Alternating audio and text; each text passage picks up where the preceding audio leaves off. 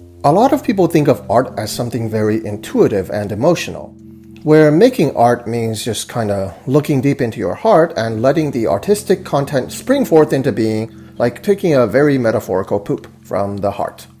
I personally find a lot of the creative process to be pretty technical and even mechanical in nature, and you're always thinking about technical details even as you're trying to pour your heart and soul into the art. 'Cause at the end of the day, it's both. Art is about expressing the emotions you want to express, but it's also a learned skill set with tricks and techniques and a certain degree of built-in rules that you can either take advantage of or find clever ways to bypass. Filmmaking in particular is all about using all these amazing cinematic tools at your disposal to convey the ideas and feelings that you want your product to convey. And a lot has been said about director Zack Snyder and his ability or inability to do this thing. His stuff is beautiful, but does it mean anything? What do you mean it so clearly means something? Look at how meaningful it is. Yeah, sure, it means that thing, but that doesn't mean it's a good thing. Blah blah, etc., etc. The song has been sung, the dance has been danced by reviewers in far more detail than me. It's all low-hanging fruit at this point, but that doesn't mean I can't do the song and dance one more time anyway. Hi everyone, my name is Brian, and thank you for joining me on this little project.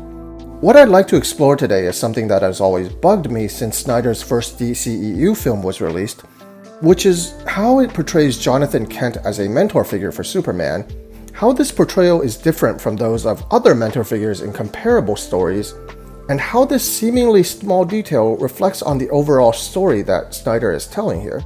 And before we start, please be warned that there are going to be a lot of spoilers in this video, not only for Snyder's films, but also for like every single comic book film within the last 2-ish decades. I don't shout out the ending to Endgame or anything, but I will be discussing broad themes as they apply across the board to almost every single superhero I can think of.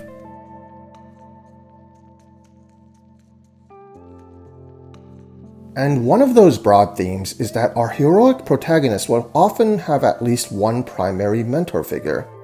This is the Uncle Ben, the Yoda, the Mr. Miyagi character, a wiser, older, more experienced teacher, and they're in this story to guide our main character and to help them to become the great hero that they're meant to be.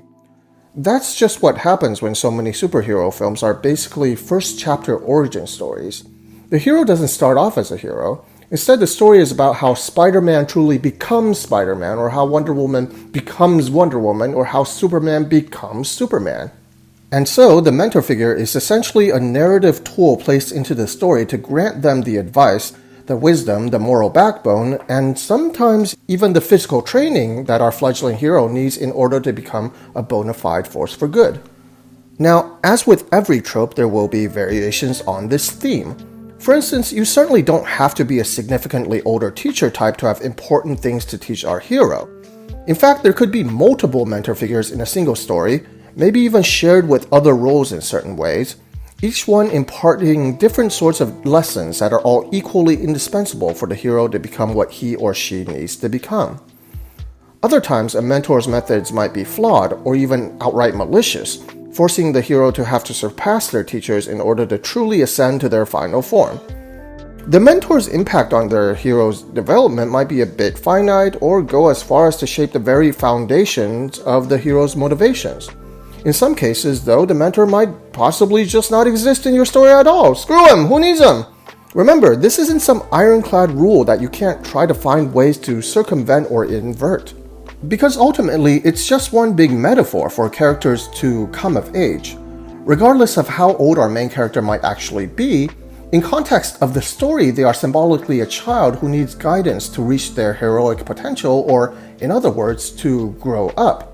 Remember, kids, to be an adult means putting on a fabulous costume and punching people. It's a relatable metaphor because everyone knows what it's like to have to grow up, which is also why mentor figures are so frequently framed as parental figures of some sort, figuratively if not literally.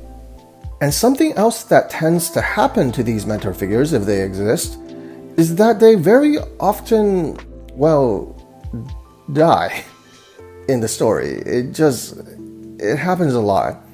A whole lot. Like, count yourself lucky if you manage to dodge this because, oh boy, is it ever a persistent trend. Now, obviously, in real life, children can and probably should receive guidance from their parents and teachers well into their middle age and beyond, but in the hyper-real context of adventure fiction, the actual loss of the mentor early on in the journey can be a key component of the entire coming-of-age metaphor. Father won't always be there forever to hold your hand, says the metaphor. At some point, you must learn to do this for yourself, to carry on his teachings, to carve a legacy of your own. And so the torch is passed from one generation to the next, burning as brightly as it ever could, just as the mentor figure had always intended in the first place. The symbolism is very coherent, and it is very satisfying to experience because of that coherency. Remember that, it'll be important. The other reason for films killing off mentor figures is a little less about metaphor, but no less about character, where it's done as a sort of epic tragedy that motivates our heroic protagonist, because there's nothing like the death of someone close to you to engender strong motivations, right? Look at how these mentors tend to get taken out and what they have to say about that. Thank you for saving me. Don't waste your life. It's okay.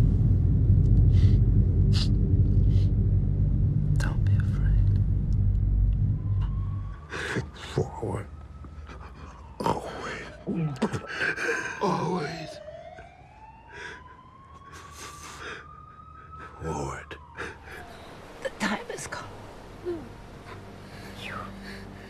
You must. What? Diana, go. Go where? Go where? Go. No, please, no. No. No. No, no, no. These are their final words and gestures. These are the final, most important lessons they will pass on to their students.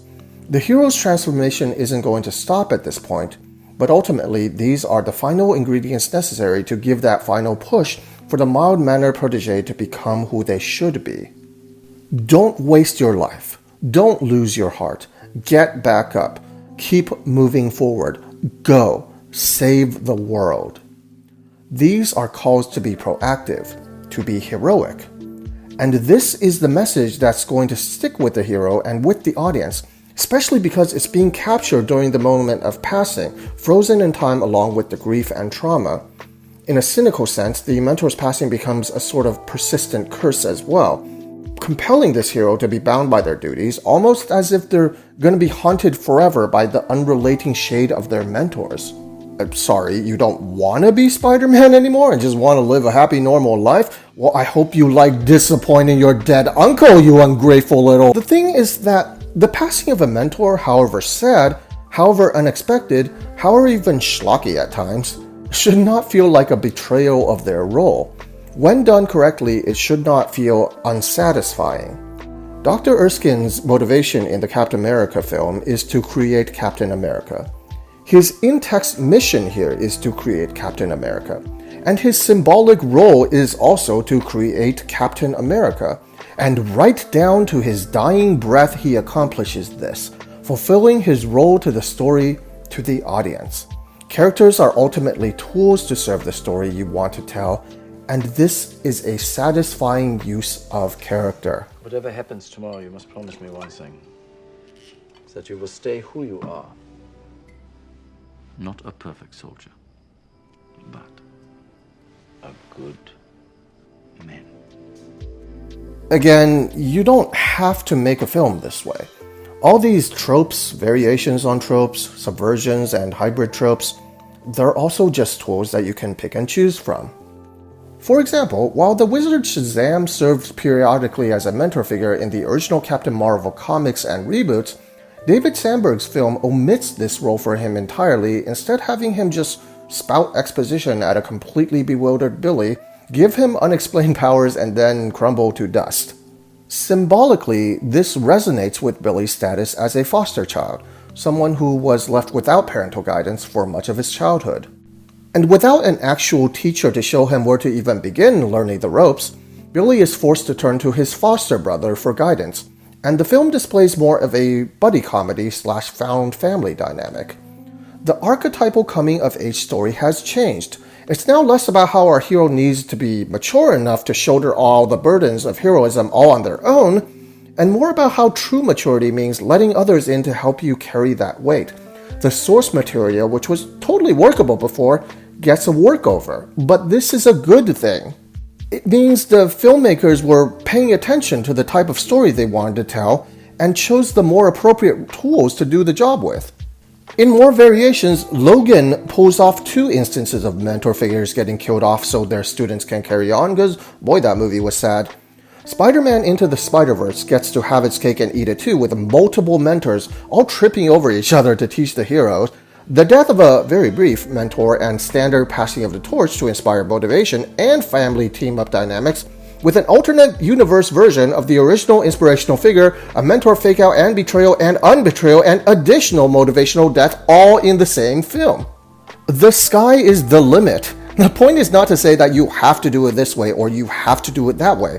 The point is to look at all the ways that these films have done things, their strengths and weaknesses and advantages and disadvantages, in order to make an informed decision about what you want to do, so that your characters are also satisfying, so that your symbolism is also coherent, so that your works best convey the ideas and feelings that you want them to.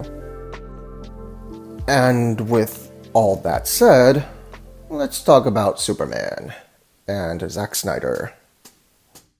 Now, quick aside, I say Zack Snyder here and for the remainder of this video, but in technicality, David Goyer is credited as writing the screenplay for Man of Steel, and Christopher Nolan joins him for the story. As far as Batman v Superman goes, David Goyer and Chris Terrio are the credited writers. Filmmaking is a collaborative process where a team of creators come together to squeeze out a beautiful film baby, so it's unlikely that every single thing in these films is a product of Snyder's influence alone. Still, it's generally agreed that a film's director is where the buck stops as far as on-set filmmaking and creative direction goes, with producers and studio having final say over the overall production, although it can all get muddled and it's hard to say for absolute certain who's exactly responsible for what. I mean, I really usually don't see Goyer or Nolan go ham about their visions for these films, so for the sake of expediency, I refer specifically to director Zack Snyder as the architect of the following creative decisions, but if you like, you can imagine the Zack Snyder I refer to as a chimeric filmmaking entity of multiple individuals combined into one. Perhaps they have wings, I don't know, quick aside over.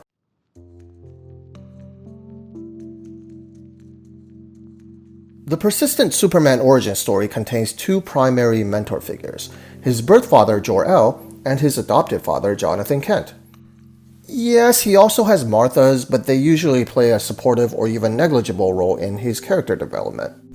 Nominally speaking, Jor-El is the guy who teaches Clark Kent about the history, culture, and wisdom of his birth planet Krypton, while Pa Kent instills Clark with the proper upbringing and unconditional love that he comes to associate with his adopted home of Earth. Jor-El is often depicted as very supernatural and ethereal, almost as a divine figure dispensing otherworldly knowledge onto his son, lifting Clark out of his ignorance and into the heavens themselves. Jonathan is every inch a mortal man, tying Clark to his human roots with more literal down-to-earth guidance about humility and responsibility. Together, they embody and construct the 2 foundational halves of Clark's identity, super and man. The dichotomy inherent in bestowing godlike powers upon someone just like you or me. That's the Superman story. It's archetypal. It's coherent. And you know what? Zack Snyder's Man of Steel does a darn decent job on depicting Jor-El, at least. He's introduced as this mythical, larger-than-life, no-nonsense, proactive action hero. He talks up Clark's potential and encourages him to guide humanity towards goodness, and reassures him that he can save us all. Everything Jor says and does is dedicated to shaping his son into the inspirational hero that he could be, into Superman. He is a model mentor figure. But here's the thing.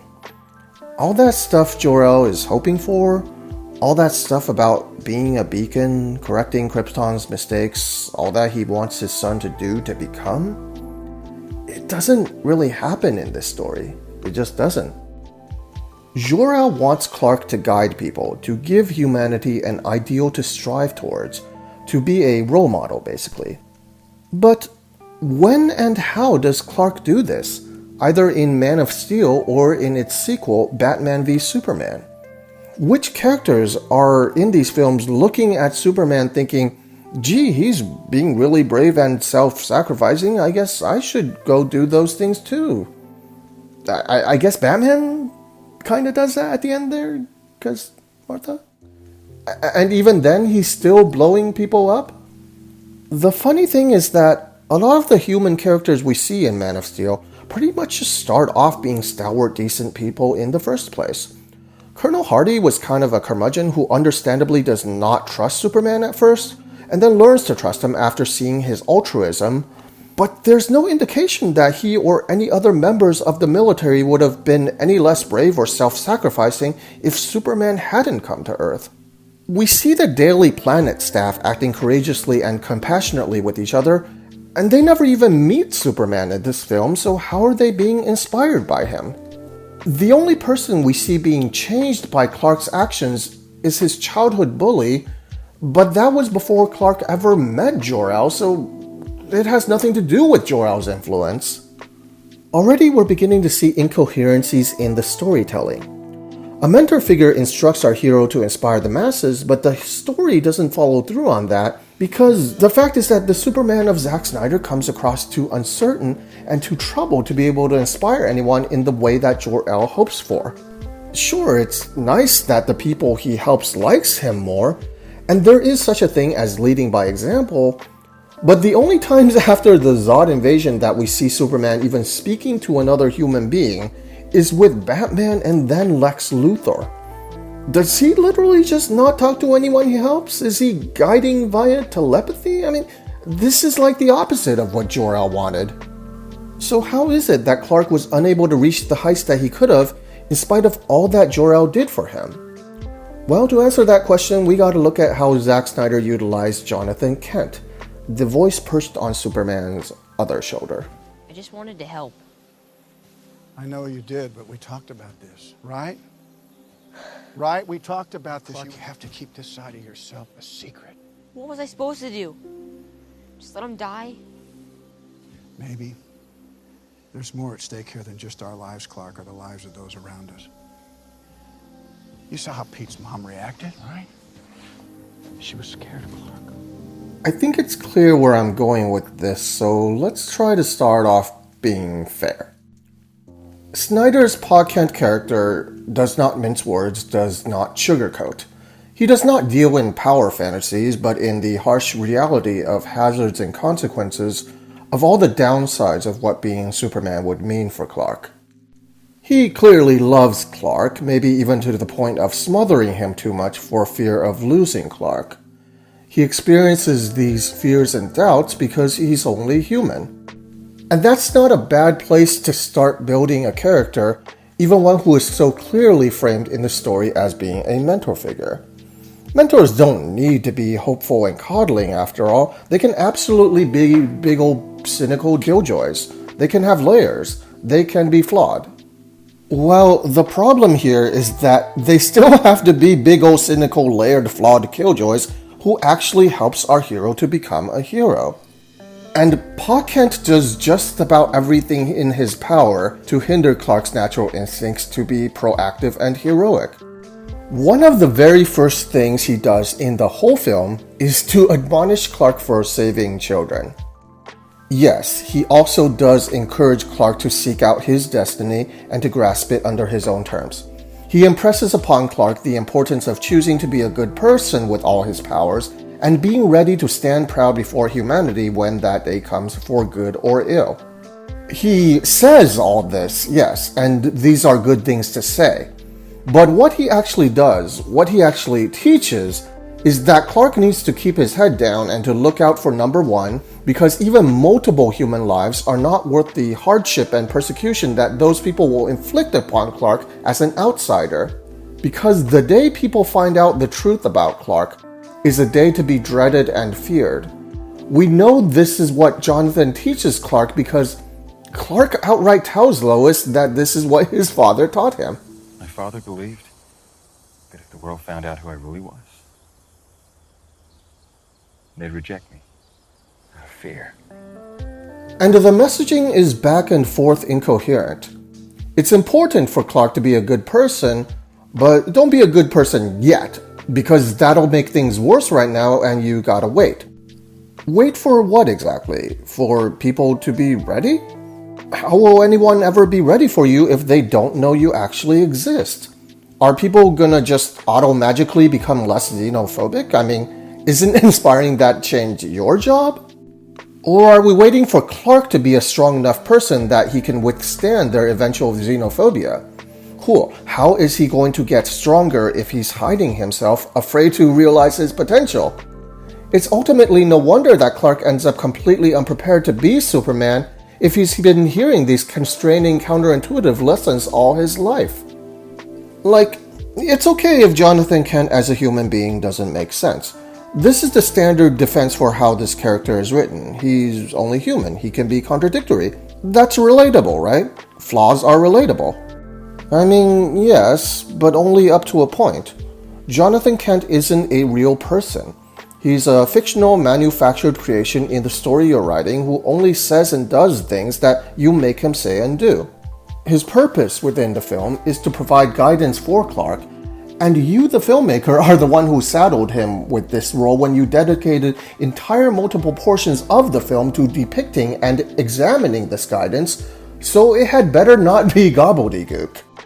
It is nice if we can sympathize with Snyder's Pa Kent as a person, as a well-meaning father thrust into a situation that's a bit above his pay grade and didn't exactly come with instruction manuals.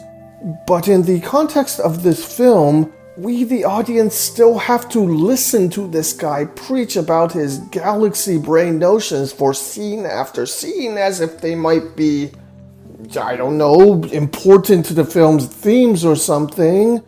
So it'd be really nice if these piping hot takes held up under any scrutiny whatsoever.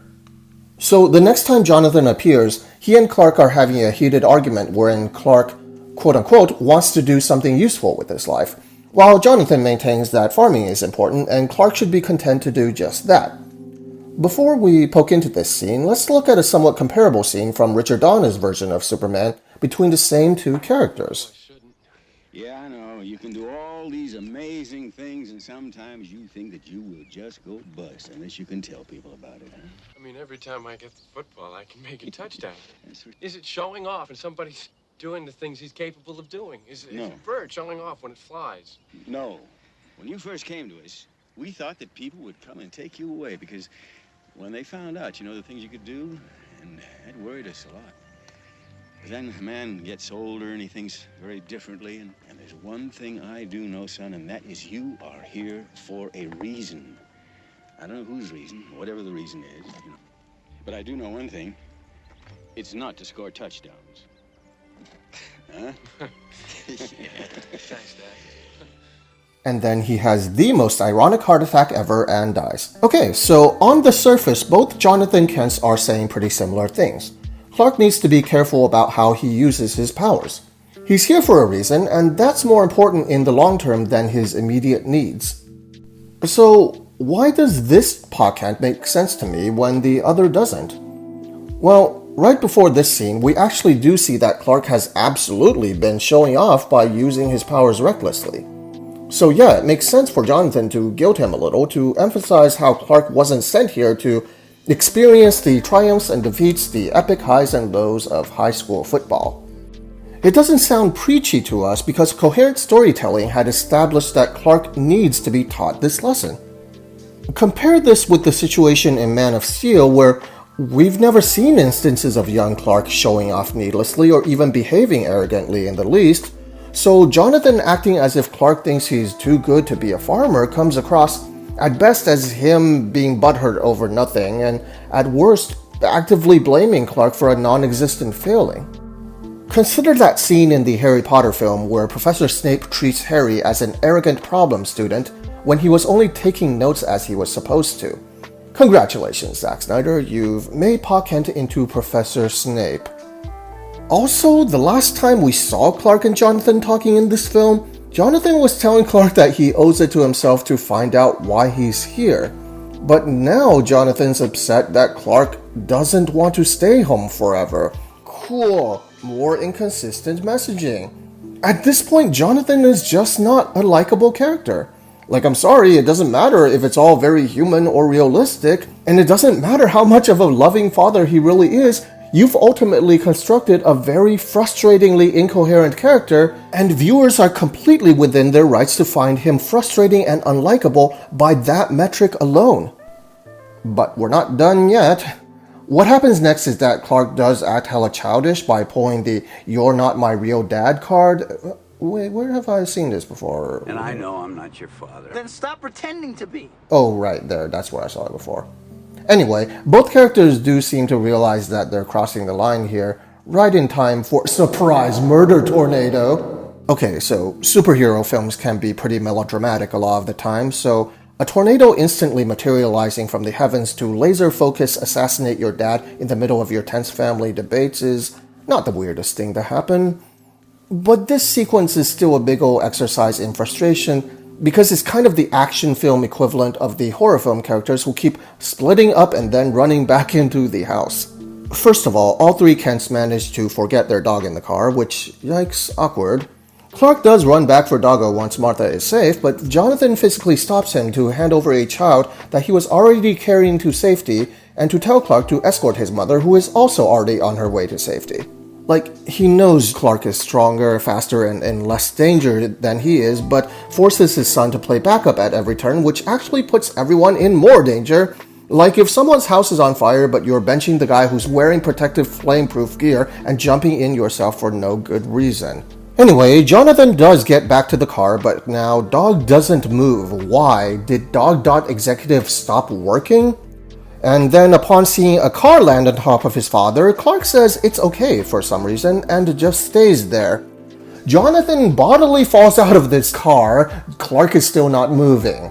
Jonathan starts limping painfully, and then finally Clark thinks maybe we made a boo-boo somewhere along the way, and then this happens.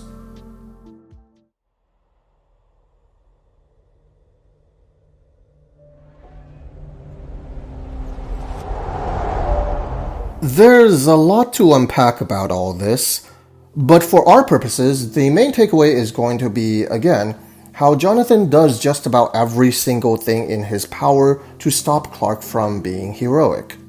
While we understand intellectually that this is a grand tragedy where Jonathan loves Clark so much that he'll sacrifice himself for his son's safety, what we also experience narratively is that this character's final act on this earth is to stop Clark from saving a life.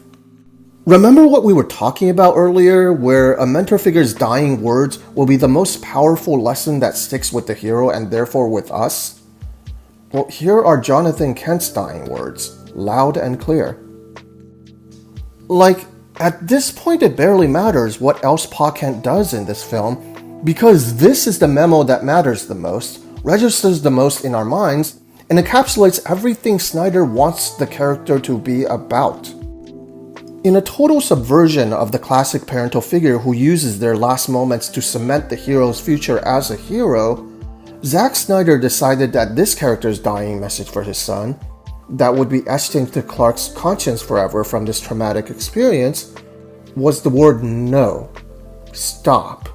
Don't do it. Don't be Superman.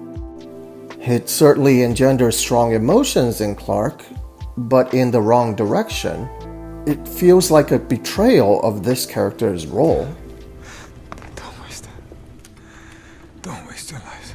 Don't be afraid. Always. Ward, you're on your way.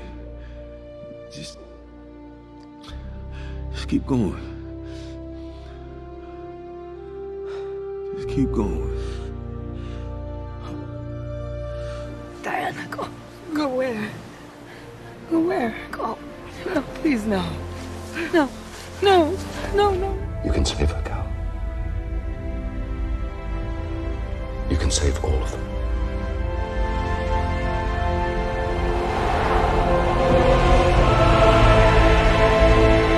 Wait, but okay, I mean, we've established that Pa Kent is a very different type of mentor than the standard superhero mentor archetype, but different doesn't necessarily mean bad, right? As we've covered, a lot of films do things in a lot of different ways, but that doesn't mean they're doing it wrong. So what if Pa Kent did things a wee bit backwards? Why not utilize him as a sort of anti-Jor-El, an obstacle for Clark to overcome? Overprotective parent figures keeping a hero from pursuing their true calling is a valid, sometimes even vital source of conflict in many stories. It's a variant on the whole coming-of-age metaphor, but it's still workable. And really, why shouldn't there be something significant holding a hero back, if only to make it all the more satisfying when they prevail over those problems? Well, the issue here is that Clark doesn't prevail over this obstacle. There's no scene in the film where Clark comes to the decision that his dad had the wrong idea and that he does need to step up to the plate. Like, it's not as if other superhero films are just filled with yes men and enablers and that heroes never come up against resistance towards their goals. It's how they deal with this resistance that defines them as dynamic characters with agency. Queen Hippolyta in Wonder Woman is also a back-and-forth character who tries to stifle Diana's sense of heroism while boasting about how noble and heroic the Amazons are, while then getting cold feet the minute she has to walk that walk. But she's ultimately swayed by our hero, who overcomes this obstacle to her journey with her display of conviction and agency. "No, Diana, don't do it! Suck my agency, Captain Kirk! No, Sexy Steve, don't do the heroic thing! Whoops, sorry, I can't hear you of the sound of me doing the heroic thing! Well, what for yesterday again? YOLO, dipsh-" It's no wonder that, comparatively, Clark comes across like he just doesn't overcome any of his obstacles.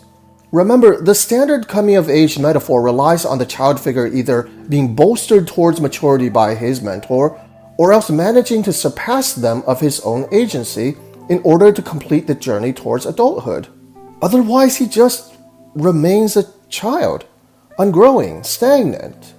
So, where's the scene of Clark making this symbolic transition? Well, it should be this moment here. Thematically, visually, narratively speaking, this right here should be the moment where Clark accepts his burdens and makes an active choice to let go of his fears and doubts, which are actually Jonathan's fears and doubts. But he doesn't. He doesn't actually make any decisive choice here. He heard Jor-El's spiel, puts on the actual Superman suit to fly joyously through the skies, and then still waffles to Lois about how the world isn't ready. And then what happens instead of Clark ever deciding that it's finally time and he's finally ready, is that he ends up being forced to reveal himself to the world by Zod's ultimatum, which takes the choice out of his hands anyway.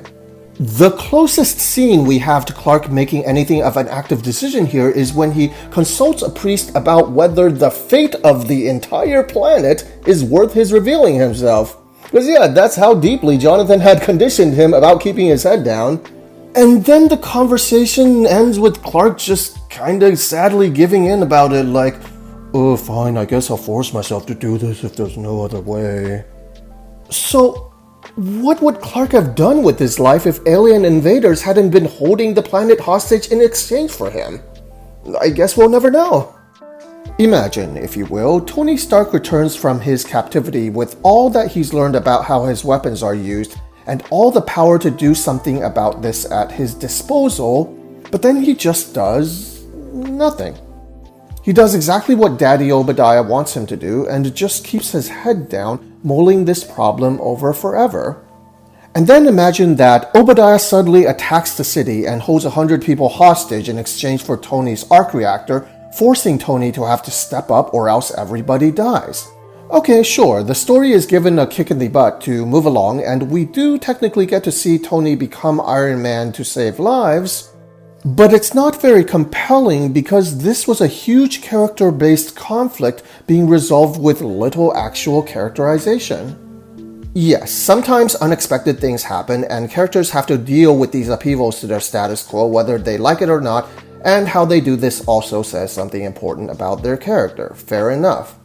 And yet, if we spent all this time setting up Podken's teachings as a personal conundrum for Clark to have to work through, it's not satisfying for him to work through it under duress, under the contradictory caveat that he's only showing agency because you've pressured him into it.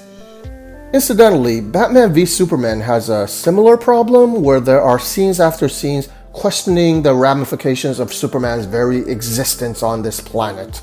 But Superman dies at the end of the film before any of those questions are actually answered, so great? I mean, yeah, I guess we don't need to worry about Superman living on Earth anymore if we don't need to worry about Superman living on Earth anymore.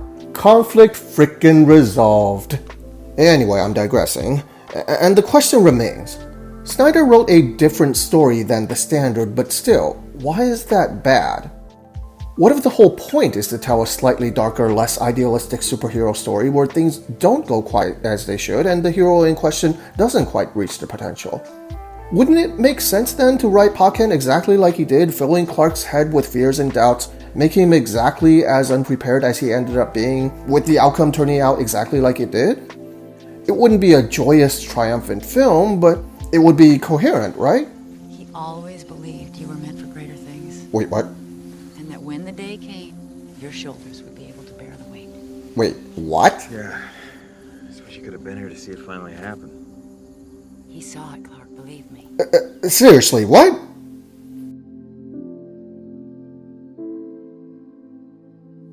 Oh, for f***'s sake. Okay, so here's where any hope of coherency just rockets off to another planet and never looks back. This is our penultimate scene, the one that wraps up our loose ends and compiles the thesis statement of our story.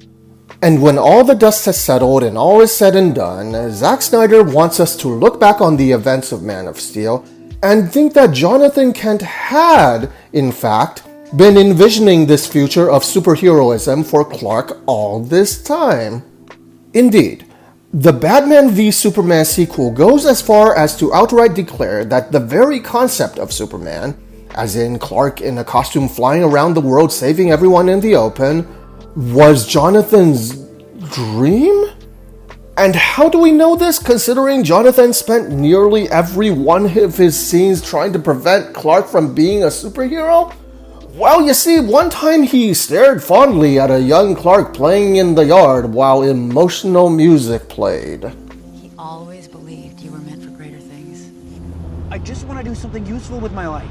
So farming, feeding people, that's not useful. And that when the day came, your shoulders would be able to bear the weight. Oh, Clark, you have to keep this side of yourself a secret. He saw it, Clark, believe me. Like, sure, it's clear that Clark's dad would be proud of him for generally just having grown into a good man who generally does the best that he can. And it's certainly reasonable to say that Pa would be relieved that his son didn't die and that he managed to save humanity along the way. Chalk that up as a net positive. But, just to recap, the actual quote-unquote greater things that have happened up to this point that Martha thinks Jonathan thinks Clark was meant for is that an alien army showed up, demanded for Clark to reveal himself, destroyed 2 cities, forcing Clark to have to kill every last one of them, and now the government is spying on him. This isn't Jonathan Kent's dream. This is his abject nightmare. Man of Steel wants to have it both ways. It's a coming-of-age storyline where the child in question never gets the opportunity to mature, but then sums everything up as if he did.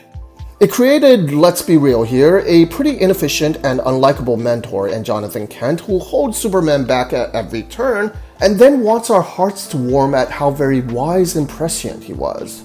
It subverts Superman's upbringing to the point that he's basically a more powerful Edward Cullen instead of any kind of inspirational force for good, but how could that be when his dead father was actually and secretly, very, very secretly, rooting for Clark to go out there and fight injustice all this time? This is incoherency writ large. I've been living my life the way my father saw it. Thinking I'm here to do good. What was I supposed to do? Just let him die? Maybe. Superman was never real. Just the dream of a farmer from Kansas. Very briefly, the MCU's version of Spider-Man, for all that it does very right, is another series that also runs into this specific problem, particularly in the first film. Tony Stark just about causes all the problems in the story, and is generally just super unlikable, but at the end we're supposed to think of Tony as this badass mentally parental figure who's dishing out the tough love because he's Iron Man, and I guess he said one smart thing one time. If you're nothing without this suit, then you shouldn't have it, okay? And yes, I know Tony is a very complicated character with miles of layers, but here he's just a big old dick and Peter should have told him to f*** off. Incidentally, the sequel then decides that its big theme is going to be that Peter needs to step up and be worthy of the Avengers, when the whole point of the first film is that he needs to take it slow instead of trying to be an Avenger already. Talk about wanting to have it both ways. Anyway, the point being, I don't think there's anything more frustrating as a viewer than when a film clearly wants you to feel something, and you just feel the exact opposite. Like for instance when it tries to prop up a character that just got on your nerves a lot. When people talk about how unsatisfying Man of Steel was, many of its defenders will say, no, you're just unhappy because it made Superman darker. Which might be part of it because people like what they like, sure. But that's still a small portion of the bigger problem, which is that Man of Steel is unsatisfying. People are unsatisfied when characters constantly contradict themselves.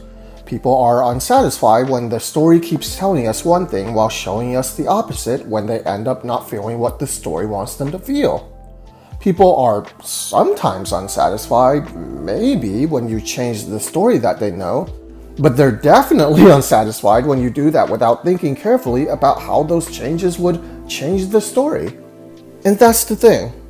Look, Man of Steel is not a bad movie simply because one single character was not written well. Instead, Pa Kent is a tighter look into the broader problems with Zack Snyder's DCEU, which is that he ends up misusing the tools at his disposal because the old round pegs can't get hammered into the new square holes he made. You made Pa Kent into a big old downer because, I don't know, perhaps you wanted a realistic character with more pronounced doubts and fears, but you also think that the Kents should still be a source of strength for Clark instead of the opposite, just like in the comics. So Pa Kent is still treated as a font of wisdom and inspiration for no reason besides the fact that he is Pa Kent. And so this penultimate scene with Martha and Clark feels like it belongs in a whole different film where Jonathan did encourage Clark to be a hero and Clark did end up saving everyone. But that's not this film. In this film, you have a Jor-El who tells Superman to inspire humanity because that's just what Jor-El does, right? But you also change things around so that Superman doesn't do that, except then you have to have it happen anyway, because that's just what Superman is supposed to do. He saved us. Wait, how could she possibly know that? Anyway, you want to shock everyone with Superman resorting to killing his enemy because everyone knows the iconic Superman wouldn't do that. But you forgot to explain why this would matter to your very different version of Superman. So we're just supposed to glean his torment after the deed is already done, and then we're still not sure why he's actually tormented, and it's literally never explored. You wrote a, yes, very dark story where Superman just about loses and depicted everything going to because of how very unprepared he was for an alien invasion that, by the way, only came to Earth because Superman was here. But you also want to wrap everything up in a bow and for us to feel like he won something anyway. But you haven't earned it.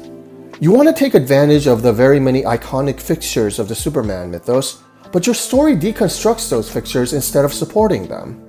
You took a look at how all those other square standard superhero films did things and wanted to put your own fresh spin on things, but you're still trying to reap the benefits of time-honored tropes and metaphors that your all-new, all-different story no longer sustains. You don't want to write a standard Superman story? Well then why did you write this ending like that's exactly what you did? The incoherencies will come through and people will notice. And I guess that there is the big takeaway at the end of the day. Ultimately, I think Zack Snyder wanted to do something innovative and unique with a very old character, which is an admirable creative goal. But some of his attempts at innovation come across as him looking at the standard familiar conventions and thinking, well, this is standard and familiar and conventional. I don't want to do this. I'm going to do something different than this. Okay, but this and these things, they tend to be approaches that work, that have been meticulously designed through trial and error to construct coherent concepts, likable characters, and satisfying storytelling. And so, Snyder's attempts to distance himself from convention felt like intentionally rushing headlong into decisions that generate incoherent concepts, unlikable characters, and unsatisfying storytelling, and then wondering why no one is handing out trophies for that. It's because you accomplished exactly what you set out to accomplish. Congratulations. The irony here is that using conventional tools doesn't mean that you're constraining yourself, because 1,000 different movies have employed these conventions in 1,000 different ways with 1,000 different results, yes, including the questionable ones, that comprise our cinematic landscape. I can and will give Zack Snyder credit for trying to be different, but it's empty praise because doing something different in and of itself doesn't guarantee a positive outcome. Some changes, like making a character more frustrating and hindersome, may very well just be a bad idea, without needing any other qualifiers beyond just that. Oh yeah, and I'm not even going to touch this part in Batman v Superman where Pa Kent's Force Ghost spills more tea about how every bit of good you do will just cause something bad to happen as well. F off, weirdo.